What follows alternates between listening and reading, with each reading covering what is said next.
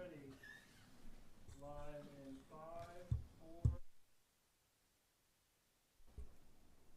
4. I'll call this regular council meeting in the Village of Grand Manan to order at 7:35. That's 8:05 in Newfoundland.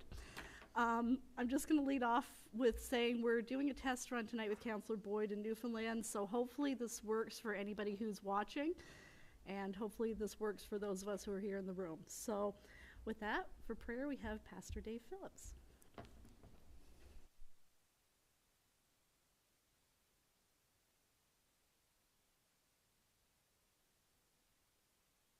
This beautiful day that we've had and the beautiful life we can live on this island, and we just ask that you would continue to bless each one and help each one to seek ways that they can make this a better community. And I just ask, Lord, that you would continue to help this council and all the staff and people that are engaged in working to make things the way that they are, to help this village to run smoothly. And we just give this time to you this evening, and thank you for all the blessings you give to us in Jesus' name. Amen. Thank you. I don't have a lot for opening remarks. I think, first of all, it's good to see, as you said, some good weather here and the tourists that have hit the island. It was particularly good to see everyone out and about for Island Fest this past weekend. I think we have a report on that later on in the agenda.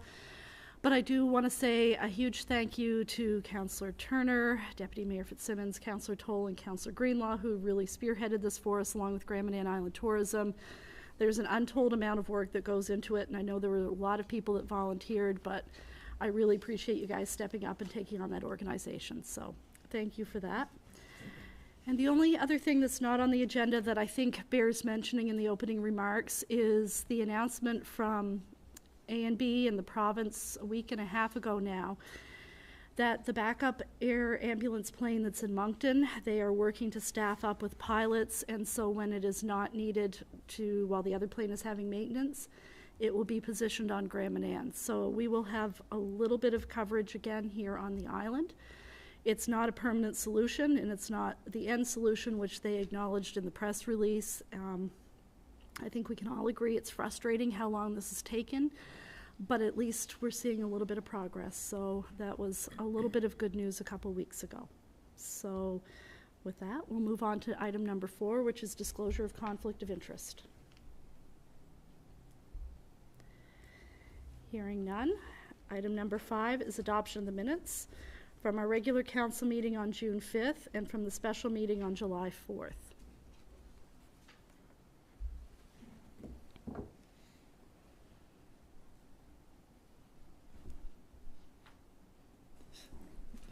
I would move that we adopt the minutes of those 2 meetings as circulated. You heard the motion from Councillor Green. Do we have a seconder? I'll second that. Seconded by Councillor Greenlaw. Questions? All those in favor? Aye. Contrary minded? Motion carried. Additions to the agenda. I have one invoice to pay out of the general operating fund. The general capital fund. It's for Richwill Truck Center for the transport truck for the transfer station that we approved at the July meeting, and it's for $59,225. I also have in closed session, which would be 18.3 for legal. It's a potential DTI contract that we'd like to talk about. Is there any other additions? Would anybody like to move? I'll make the motion that we Additions? I make those additions. You heard the motion from Councillor Layton. Do we have a seconder? I will second that. Seconded by Councillor Toll. Question? All those in favor? Aye. Contrary minded? Motion carried. I'm going to have to get used to that delay from the future. Item number 7 is the RCMP report. We have Corporal Blaze.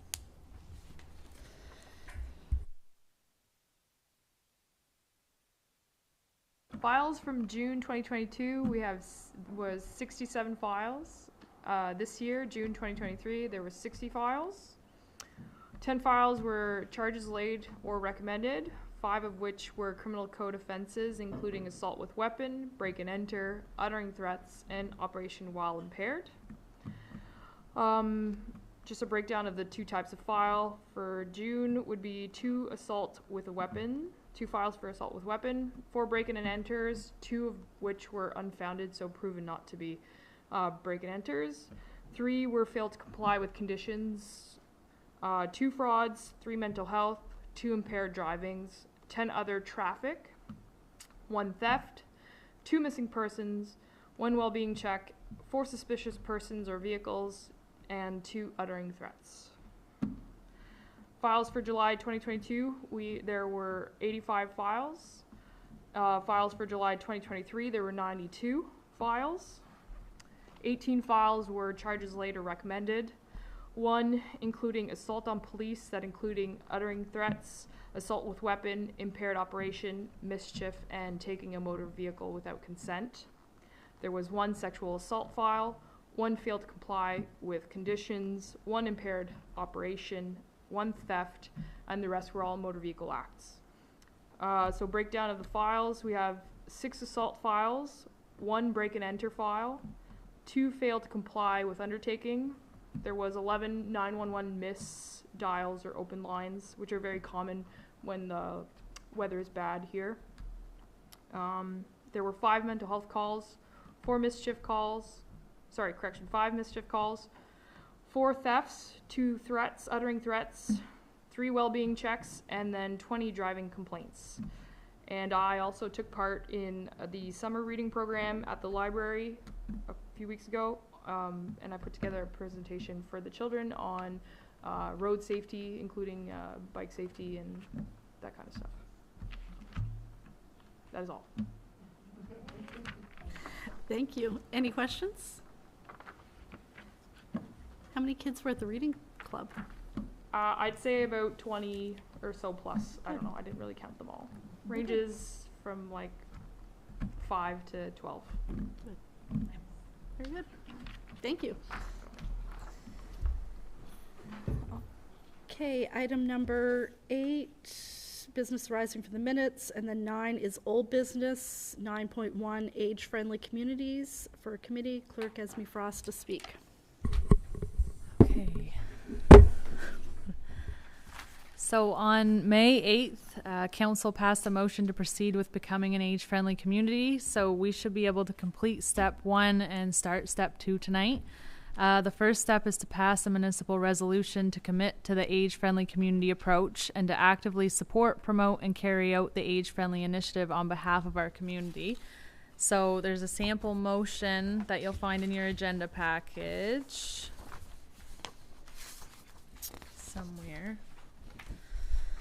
So the resolution must clearly show that the community understands what an age-friendly community is and what's required to be recognized as such. And this was all explained by Brenda Lee when she came down and presented the AFC approach to council back in April-ish.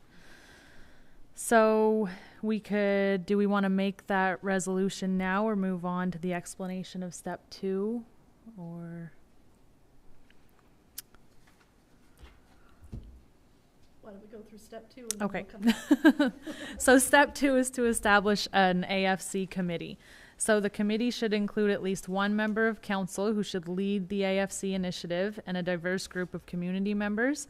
So the advisory committee must select a chair to lead the meetings once it's chosen who's all going to be in it, and they must make regular presentations to the village council to ensure that the elected officials are aware of the steps that they're taking. So we'll need a counselor to sit on that committee and help produce the rest of the committee.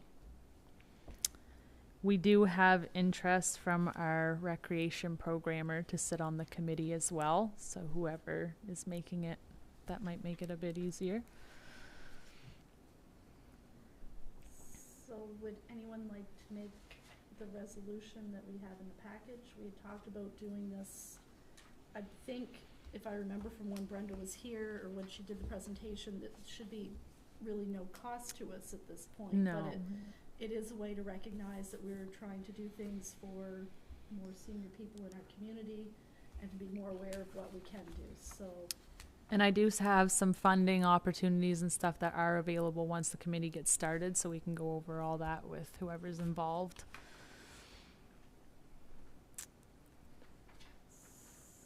So, any questions or comments? Or anyone want to read the resolution? Councillor Turner. Is it possible to maybe look at this after we're fully, like our numbers are filled out again? Just because I think, I mean, I'm not trying to speak for everybody, but it seems like we're stretched a little thin at the moment. Not to put it off, because I do think we need to do it, but it's something that if we had 9 people, might be a little easier to absorb. But In the meantime, if the motion were passed, we could even put out a call for people in the community, if there was interest out there, to be ready for after the by-election, if that makes sense. Councillor Toll, you look like you had something to say. Well, yeah, I really don't know, I'm not even sure exactly what we're expected to do. This, like, are we supposed to plan things that have been, like, renos to help people have more access, are we? So there's 8 domains that pertain to the AFC initiative. It's recommended to create a 3-year action plan to look at 2 or 3 domains that the committee decides is most critical. So there's papers that I have that have all 8 domains, and you're supposed to have such a diverse group that certain people should be able to work from their part of the community and work on one thing while the others are working on others. But she kind of said it's a slower approach. It's something that takes a lot of time. Also, what to expect for meetings to be just quarterly meetings would be the minimum. So you can do as much or as little as they'd like, but quarterly is recommended. So we're gonna go to seniors and see what they would like to see, is that what it's about? And then we try and work on getting those things in place for them, or? It can be any type, it can be as far as housing, it can be like programming with Caleb, it can be and that's what would help from a senior being on the board, they'd be able to tell you what maybe is lacking, or it could be things like even that we deal with, like the accessibility buttons and stuff, like just little things that they might notice, or yeah. So we have a suggestion to delay forming the committee till after we have our by-election, October 23rd. I think I have the correct date for that, but it's the end of October. In the meantime, do we want to proceed with this motion or defer the motion till we get to that point, or what's the wishes of the group? Councillor Green? It might make sense to do the resolution, if we're gonna go this way, form the committee and not appoint the councillor until after the next municipal election, because we can advertise for community members that might be interested in being involved, and do that all with the thought that in November, the election's October 23rd, I think. So by early November, the committee could be ready to go. That's just a thought. So does that mean you'd like to read the resolution that's in the package? Sure. Excuse me. Age-friendly community approach. Whereas the municipality of Grand Manan has realized the importance of providing our seniors with a good quality of life as they age. Whereas the municipality of Grand Manan recognizes that healthy aging is a lifelong experience that occurs in a supportive and age-friendly community. Whereas the municipality of Grand Manan respects and recognizes the value older citizens can play in society.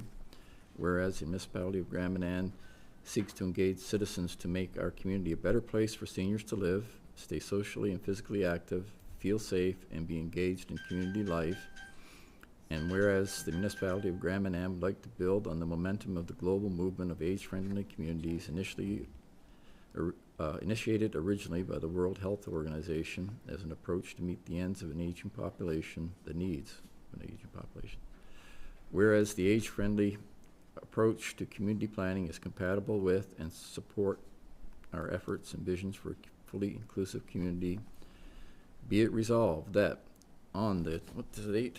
The 14th day of August 2023, the municipality of Grand Manan is committed to the age-friendly approach and will participate, support, promote, and work to implement age-friendly initiatives to improve our age-friendliness. You heard a motion by Councillor Green. Do we have a seconder? One second. Seconded by Councillor Greenlaw. Questions? All those in favor? Aye. Contrary minded? Motion carried. So that brings us up to the 10-minute open session.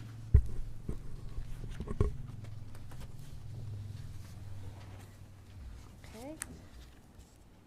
We'll assume that we're okay to move on up to new business, which is item 14.1, is from Immigration, Refugee, and Citizenship Canada, Immigration Matters Welcoming Week. And there is, excuse me, a package, a toolkit in your package. It was an email that we received a little bit ago. Basically that, and I have it open, but the date is in September. That there is a, September 8th to 17th, that it's welcoming, we designate it as Welcoming Week. I thought given the number of people that we've had move into the community recently, it might be a way to acknowledge that they are part of our community. And maybe we can do something with the Multicultural Association, something, I'm not even sure what, I haven't talked to them, but I just wondered if there was interest in it, given that we've talked about doing something similar to this, but it seemed like a good opportunity to maybe do it something a bit more formally. So, questions, comments?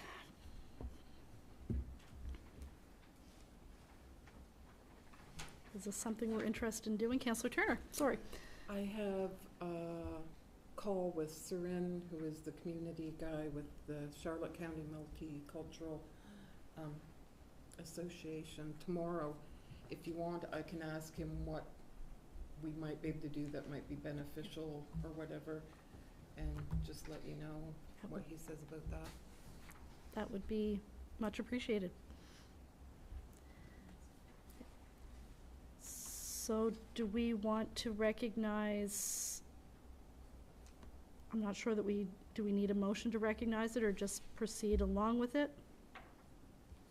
It might not hurt to, probably don't need as formal a motion as what we just did for the age-friendly communities, but it might not hurt to have just a formal designation that is, we're recognizing Welcoming Week. I would make a motion that we move forward with the Welcoming Week planning. Heard the motion from Councillor Greenlaw. Do we have a seconder? I will second that. Seconded by Councillor Toll. Question? All those in favor? Aye. Contrary minded? Motion carried. 14.2 is strategic planning, and that's me as well. I think I've talked to a lot of you around the table about this individually, but I thought it would be good to have a conversation here. It had been my intent to do sort of a midway point review of where we were. We had a very informal sit down before we were sworn in back in May of 21, where we sort of outlined what we wanted to do as a council. And I thought at the halfway point it would make sense to kind of go back, revisit what we've done, see if those things are still on our list, where we're going with that. And I also thought it would make sense to talk about not only what we want to do, but how we're doing it. Certainly, we've seen being 2 councillors short, it's put some of our committees in a bit of a pinch. And I wonder if it's worth talking about restructuring some of the committees. Maybe we want to do more committee of the whole meetings versus having smaller committees. Maybe the committees need to be a little bit larger. Maybe some people aren't happy with what committees they're on now. I mean, maybe Jordy's down there thinking, I really don't want to do transportation anymore. But I think it's, the committee assignments were never meant to be like a 5-year sentence to that's where you have to be for the 5 years. So I think we've all got our feet under us. We've done this for a little while, so I think it's a good chance to have that chat. I had wanted to wait till the by-election, but having it at the end of October, it puts us right smack into budget season, and I just think it's it's a lot to throw on 2 new people. It's like, here, let's try to figure out the budget and let's completely revamp how we think we want to do things. So I thought maybe we could lay the groundwork sometime in September and maybe pick an evening. I think we could maybe do it in an evening. I don't know if we need to have a conversation about it. I'd like it to be, if we could get everybody there, given Councillor Boyd's work schedule now, and I know Councillor Toll has some travel planned in September, maybe we can look at some dates where everybody's on the island, put something on the calendar, and give it a little bit of thought about what we want to do for the next 2.5 years. So that's my thoughts. Any questions or comments? And if you think I'm crazy, you feel free to tell me that, because I'm fully expecting it. Councillor Boyd, let's see how this works. Just a second. We're going to turn on your mic. Okay. All right. You got me? We got you. Okay. No, I think this is a great idea. I know I've talked about it a couple times with Mayor Morris and with our CAO as well. I really think this group has been doing an excellent job. We've really, a lot of us had to hit the ground running. A lot of it's new. So it's been a 2.5 years of growing together, but I really think we're hitting our stride. And I think we've got a lot of things accomplished, and there's a lot of stuff on the back burners too. So I think it's a really good opportunity for us all to get together, whether it's an evening, whether it's a Saturday, whatever, and really just kind of hammer out and see where we want to be at the end of our term. So I agree wholeheartedly with Mayor Morris on this. Thank you. Anyone else? Okay, so maybe at this point, I will ask if you have travel in September that we know you're going to be gone. Let's get those dates out, and then we can see what the overlap is, and maybe we can pick a date and put it out there for everybody and try to set something aside. Does that make sense? Okay. All right, 14.3 is the North Head Wharf request for information. Councillor Green. The right button. This project at North Head has been a concern and a conversation for quite some time as to what's on up there. There's been conflicting tales come out of it. The response that was put out last week didn't answer many questions. It left us more, I'll say basically where we were, I think, as far as information, but I'll just read this. Whereas this project is a major concern in the community, and whereas the status of the project is in question, and whereas the village is often referenced as a roadblock to its completion, I move that the village submit a series of requests for information requests under the Freedom of Information Act to try to bring some clarity to this issue.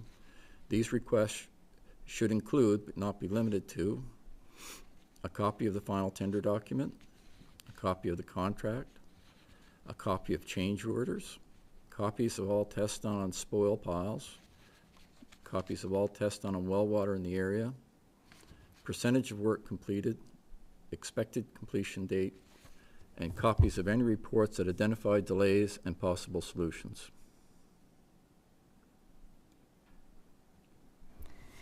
You heard the motion from Councillor Green. Do we have a seconder? I will second that. Seconded by Councillor Toll. Question? Can I make a suggestion? I wonder if, in addition to the request for information, if there should be a letter go to the minister as well, requesting those things. Yeah, I've no problem with that. The reason I say a series of requests, not one, is if you ask for the moon, you're going to get the moon. If we can ask for specific topics, then we might only get 100 pages of information instead of 1,000, and it would be easier to identify it. And I have for the minister to be made aware of that, it'd be all right, I would think, wouldn't it? Councillor Turner? My only concern is that the right to information is confidential. Making it more public means there's time to maybe tidy things up or whatever. I just kind of like the idea of going right to the documents and getting them, but that's just my slant. It's been a long time. Okay, we have a motion on the floor. Councillor Layton? What would be gained from this information other than to tell somebody, well, this, like, it's not our project, we have nothing to do with it, so I don't know. Not that the information is good, but what do we do with the information once we get it? Like, you're gonna get dumped like thousands of documents, I would expect, which is, if somebody wants to go through that, but I just don't understand the advantage. I guess we'll go through that process maybe, but what questions are gonna get answered in the next 6 months when we get the information? I think the benefit of all this is that any topic that comes out, you'll get the email threads, and you won't get the regurgitated answer at the end. You'll get to hear both or three sides of a story, and then see where they ended up and see how they came. You know, it gives us the complete picture, not the Reader's Digest condensed version that we're getting. Okay. Anyone else? All those in favor? Aye. Contrary minded? Motion carried. 14.4 is draft financials. Treasurer Alyssa Calder to speak. Hi. So it's August and we finally have our financials. We should have them in April anyway. We're just looking to get them approved. I sent everyone a copy over email on Thursday. I didn't print them off for everyone because it's a lot of pages. Our accountant has agreed to come down again this year to go over these page by page if you wish. If you have any questions, I can ask her. But if not, we'd like to get them approved tonight so we can get them the final drafts or the final financials sent down. We're late, we need to get them into the bank. We're gonna get a fine if we don't hurry. So, and the province needs a copy too. Questions on the draft financial statements?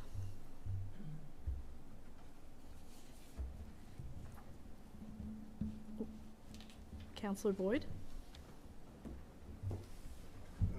Did they give us a reason for the delay, Alyssa? I guess the lady from Beers that comes down here every year was just overwhelmed. They're gonna send someone new next year starting out, but it's been a long wait, so that was really their only, that's really all they told me. So, does that give us any grace period with the government over the fine? I think so, and Beers said they'll come good for it if we do get one. I think we would have got it by now if we're gonna get it. It's August, so we're a few months late. It's not like the province hasn't been late with some of their information to us in the past either. So any more questions, I guess, on the financial? And then we'd be looking for a motion to accept the draft financials as circulated.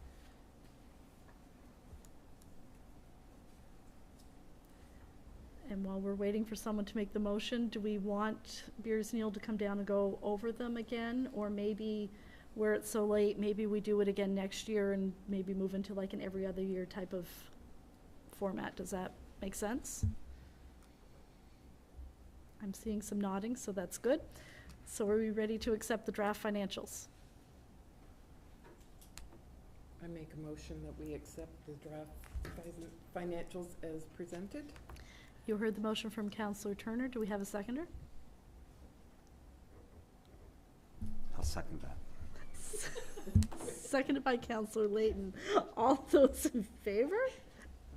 Aye. Contrary minded? Motion carried. Okay. 15.1 is the Solid Waste Committee report. Councillor Toll. Thank you, Madam Mayor. I just wanted to talk for a minute about the project we did with Food Cycle Science. I wanted to thank everyone who supported our project and program, and we received our compost machines towards the middle of July, and the following Monday, we began the distribution. Esme, I came in to just talk to Esme for a minute that morning, and I left, I think it was 5 hours later, because we had had people streaming in steady, picking them up. So I was really pleased with that, and I think within the first couple of days, we had gotten rid of the bulk of them. And everybody I have spoken to since then has had nothing but good things to say about them. We had one that was defective, and we had a couple of left here that hadn't been picked up yet, so I exchanged that for her and put in the information, and we should be getting a replacement for that within a week or two. I also wanted to say that there is a site online that you can go to. I will ask Esme to just put it on our website, and it's the municipal recycle store that you can buy supplies if you want or see what's available or have questions, and you can get information. Also, I would like to hear about your experiences with this, maybe around the middle of September to the end of September, of how many times you're using it. We'll set out a little questionnaire, and you can fill them out for us and let us know how you feel about it, and they will take the information and finish their study to see how well it worked, and if they continue offering these to different places. I had the Charlotte County Waterways had contacted me and asked for the information because they heard about our program and they were interested in getting in on it as well, so it'll be interesting to see how many other communities get involved. I think it's a great way to start cleaning everything up and having less going into our landfills. Our redemption center also is going to be due for a little bit of changing, and we've had some signage made up to show the new way to bring your bottles in, what bottles are acceptable, how much each one's worth. They'll be hung on the outside of the building so you can see them and you'll know, and there'll be some paper there or pamphlets there to tell you if you want to take them home to put on your fridge so you know what's recyclable and what's not. And to finish, I just wanted to talk about the tires. We had a struggle for months, I know, to get these tires picked up. We have had 3 pickups by Al's Trucking that have been taken now back to the tire levy people. However, there are some left there that we can't get rid of because they are full of wasp nests and there's just nobody wants to go near them and deal with them. So we're working on what to do to get rid of them, and they will be gone. And just so that everybody is aware, we just don't have the space to take tires any longer. So we're going to ask you to please take the tires back to the places on the island that sell tires and deal with tires, and they should be able to take them from you, and they will make sure that they are taken away with their tires. If you have any questions, you can always ask me about it, give me a call, email me, whatever, and I can let you know who's available to do that. And there's some other things that will be happening in the near future, and we'll try to keep you updated on what's going on. And that's basically it for now. Thanks. Thank you.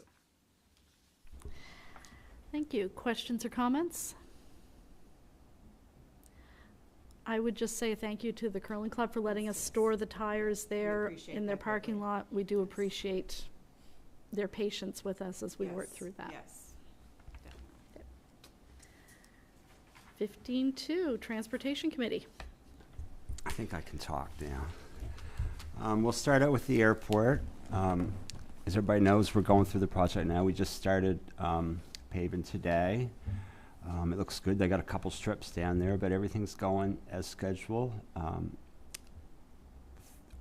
The medevac plane cannot land. There's a bit of a blackout period through the day when paving's being put down, but as the temperature goes down, that plane will be able to land later through the day. And as soon as the temperature's down, there's a chain of emails that people go through that's going to be notified that the surface is ready to land on. So that's good. And in the event that somebody needs to be taken off the island while paving is going on, Life Flight is going to be the first responder for Ambulance New Brunswick. They've been here, they've visited. I met with them last week, I guess, and they're up for the challenge, I guess. Hopefully we don't have to use them. And in a case that they can't make it, I guess we rely on JRC. And of course, the ferry is our last option. But hopefully none of that will take place. And in the next week, we can get this paving behind us and get our airport back up to operation. Any questions with the airport at all? If we have all sunny days, how many days will it take? Well, Chris and I just had that conversation, and he was on the last project update meeting last week, and I wasn't there. So, but I think it's 6 to 7. Roughly 8 days.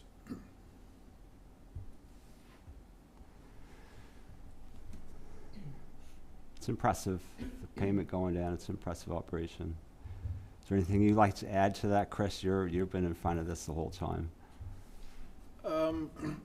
I just think people need to know how much work went into that airport. It wasn't just a matter of resurfacing. That airport was completely rebuilt from the ground up, and at the same time maintained some level of access for medevac flights. That was near impossible, but with hard work between our engineers, our contractors, Department of Health, EMA&B, Voyager, and the village, knock on wood, everything that needed to get done did get done. So hats off to everyone involved with making everything work to date. Even with the paving, it's still a bit of a shuffle. Every night there's drone footage that's sent to EMA&B and into Voyager, who's our new medevac service provider, showing the location of the runway. That runway is going to change every night according to the paving schedule. So tonight we have a temporary runway on a gravel strip. Tomorrow night the temporary runway will be switched over to the southern side, which is the first 3 lifts of pavement. Night 3 it'll switch back over. So every night that runway is going to switch back and forth. It's taken a lot of communication.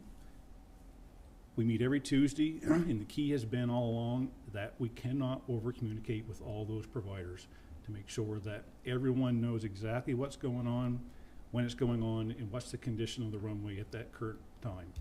So again, hats off to everyone for making it happen, and here's to getting that runway back open. Excellent. Okay, we'll move on to the, I guess, DTI. I don't have a lot to say about DTI. The political landscape's changed a bit since we sat down here last. We have a new minister, and we've reached out to Richard Ames. He'll be taking over Mr. Carr's job. So he'll be coming, I hope, in September. I don't think we've got a finalized date yet, but he'll be coming and visiting with all these concerns that we have, and hopefully we can pick up speed where we left off and keep progress moving forward on the projects that we've initiated. So lastly, I guess it's our Fair Partnership Committee meeting. We had that recently. I just want to talk about a few things. I guess the refit is expected to be 6 weeks long, leaving around or about October the 2nd, tentatively right now. That is the date. The adventure needs significant repairs, including complete engine overhauls, 2 gearboxes, and both bow thrusters. So there's no guarantee that the project will end in the 6 weeks allotted to that time frame. So we've kind of discussed in the possibility of where we got our 3 extra trips from the Grand Manan 5, and we put 1 on the front of the schedule and 2 on the end of the schedule. But now we're thinking about throwing away one of those trips that we just got and sending the adventure away a week early, just to ensure it'll be back here for lobster season. So we've got a few challenges there. I don't know where we are with that yet. I think it's pretty clear what we're going to do, but I don't think the time frame of the shipyard. I think there's still some checks going on to see if they can get it in the week earlier. Right, exactly, yep. Exactly. But that's just a possibility. We talked about the standby challenges. Everybody's aware of the challenges that they have in the mornings when they go up there on standby, and hopefully they've come up with a solution, I think. Until the province puts that forward, I couldn't say what that might be, but it's a simple fix, so I think we'll see that happening. And the other thing, I guess, that I wanted to bring up is a fare increase. The province is dedicated to raising our fares, and we've put a strong opposition to that. Nobody around the table at the meeting represented by the village was entertaining the idea of a significant fare increase. So we're going to challenge the minister when he arrives, and we'll have that conversation with him personally, but I'd hate to see the fares go up significantly. And Bonnie was there, so if I missed anything that I should add to that, you're, Bonnie left for a great deal of the meeting, actually.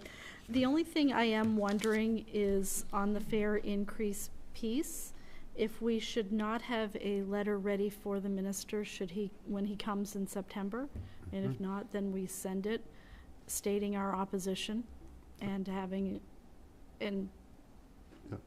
Maybe we asking for a can- dedicated conversation to it, because I think it's easy to raise the fares on the Grand Manan ferry system because there's a fare system in place. yeah.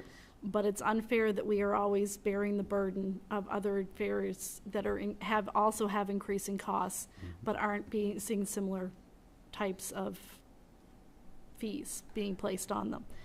And then when you look at the implications across the community as a whole, it's not just if you need to go away, it's the cost of bringing goods here, it's what it does to our cost of living comparatively to the rest of the province. So I think we need to have a very full discussion with the minister about this while he's here, and maybe we need to talk to the Minister of Finance and the Premier.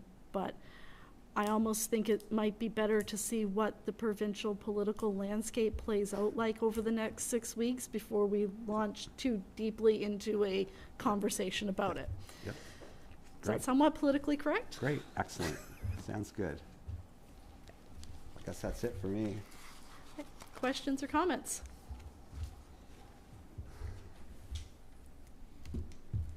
Okay. That was easy. Arts and Culture Island Fest, Councillor Turner. I'm glad it's behind us. But I just kind of wanted to say that there were a lot of things that were kind of up in the air, and the weather was not looking good, so it was like finding, alternate venues and things like that, just in case. So, but everything went well, as far as I know from my point of view, and I've had a lot of good feedback. I hope some of you have too. We did have some hiccups, but it was, again, one of those things where if everybody works together, it just, it comes around. So I think most of the issues we ran into were sort of invisible and unseeable by the general public. So that's probably just as well. The food trucks, as always, were a big hit. I think everybody got on their scales after that weekend, probably groaned a little bit, but it was nice. And the Vague de Cercle was, I think, a big hit. There were a lot of people there, and that was one of the ones that we thought may have to go into the arena, and we're really glad it didn't have to, because it was an open-air show, and I had a little girl sitting beside me that was probably 2 or 3, and she would just sit there and she would go, "That is so insane." And that was my entertainment almost as much as the circus. But a lot of the little ones were really fascinated seeing them flying through the air and some of the silly things they did and all that. So it was a nice addition to the whole festival. I just want to say thank you to everybody who hosted an event, everybody who participated in an event, and everybody who attended an event, because every person, just makes it that much more interesting and more vital. And I looked at the market when I was in the arena, and wow. There were a lot of people, a lot of vendors, and I don't know, it's just really nice to see so much activity around and people enjoying themselves. So thank you to everybody who made that possible. I say a special thanks to our CAO, because I don't think I've ever texted him in the 2 years that I've been here, and I probably became one of those numbers that he dreaded seeing in those few days. But anything that I needed, he was very quick to act on for me, and some of it was just, what, we need that, so it was great to know that support was there. So just thank you, and I'm glad everyone enjoyed it. Thank you. Questions or comments? The 3-year-olds weren't the only people saying that's insane under their breath, just for the record. 16.1, bylaw number 60-23, a bylaw to replace bylaw 51-19. Councillor Greenlaw. Thank you, Madam Mayor. So the third reading of bylaw number 60-23, bylaw to replace bylaw 51-19, a bylaw respecting dangerous or unsightly premises of the village of Grand Manan. Make a motion that we accept that third reading. I did it. You heard the motion from Councillor Greenlaw. Do we have a seconder? Sure. Seconded by Councillor Green. Question. All those in favor? Aye. Contrary minded? Motion carried. Item number 17 is approval to pay the following invoices. From the General Operating Fund, Sports Interplus for ball field equipment, $1,516.36. Fundy Fencing for fence toppers, $4,572.40. Fireworks FX for the fireworks, $7,500. Gray Bar Canada for lights, $3,001.50. Island Truck Repair for the 396 fire truck, $1,722.83. Waterfront Fabricating for the transfer station trailer, $2,662.94. Jane Turner for Vague de Cirque for $3,220. Silk Stevens for the transfer station tender, $9,276.77.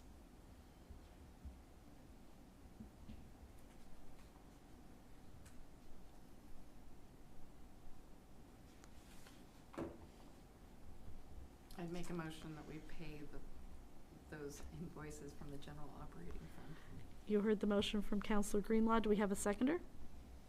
I will second that. Seconded by Councillor Toll. Question. Couple questions. The fireworks, on Facebook, you know, and there's nothing wrong on Facebook, they were thanking some corporate sponsors. Was that in addition to this, or was that? No, that's the total bill. We only got a couple, cooks donated to our fireworks, and that was it. Was it? Okay, yeah. Yeah. Okay, so that's incoming. And the Silk Stevens, we've dealt with that, and I think we had a little conversation about that a while ago. Is that? That is for the tender at the transfer station. I went back through the bills and I emailed, and we do always for Bill's contract, not Bill's contract, the new transfer station. Right. Okay. Any other questions? All those in favor? Aye. Contrary minded? Motion carried. From the General Capital Fund, Brunswick Engineering for the airport rehab, $48,197.45. Northern Construction, progress payment number 4, $617,152.35. And the Ritual Truck Center for the transport truck for the transfer station for $59,225.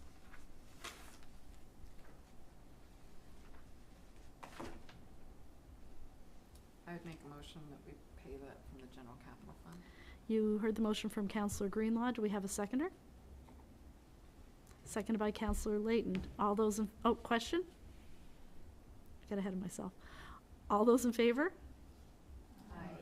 Contrary minded? Motion carried. Item number 18 is closed session. We have 3 items. Financial is the transfer station, financial for Swallowtail Lighthouse, and legal for the potential DTI contract. Need a motion to go to closed session? I'll make that motion to go to closed session. You heard the motion from Councillor Toll. Do we have a seconder? I'll second that. Seconded by Councillor Greenlaw. All those, question? All those in favor? Aye. Contrary minded? Motion carried. Thank you, everybody. Oh, Esme will love that. Thank you.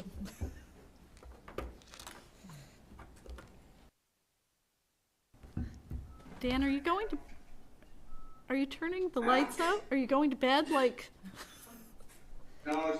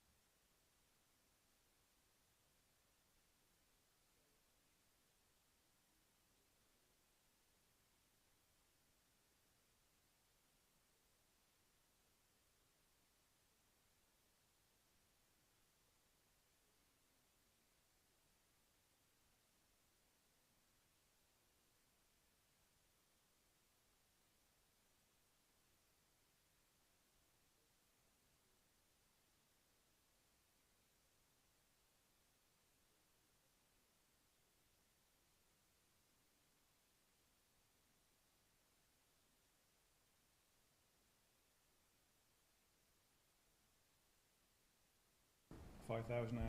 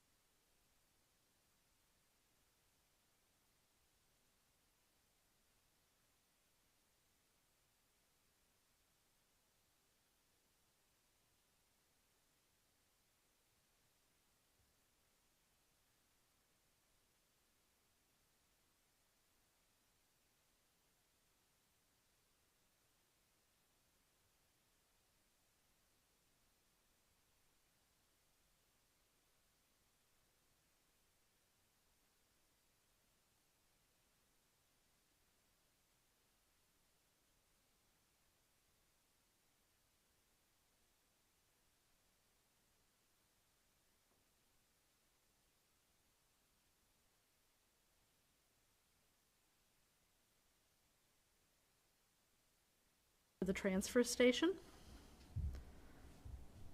I would like to make a motion to purchase a new DX 140 excavator with thumb and dozer blade from Paul Equipment for the amount of $287,500 for the transfer station coming out of the general capital fund. You heard the motion from Councillor Toll. Do we have a seconder? I'll second that. Seconded by Councillor Greenlaw. Question? All those in favor? Aye. Contrary minded? Motion carried.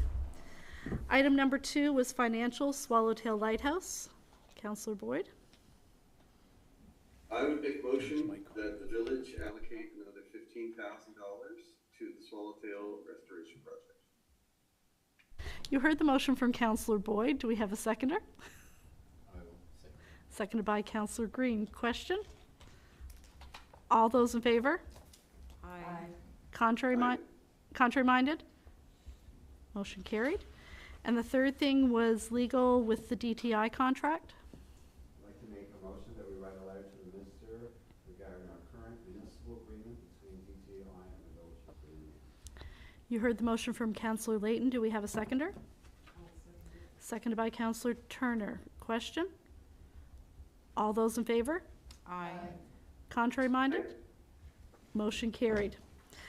Our next regular council meeting will be here on September 11th at 7:30 p.m. I'll make a motion to adjourn. I will That- second that. Meeting adjourned. Thank you, everybody, and have a good evening.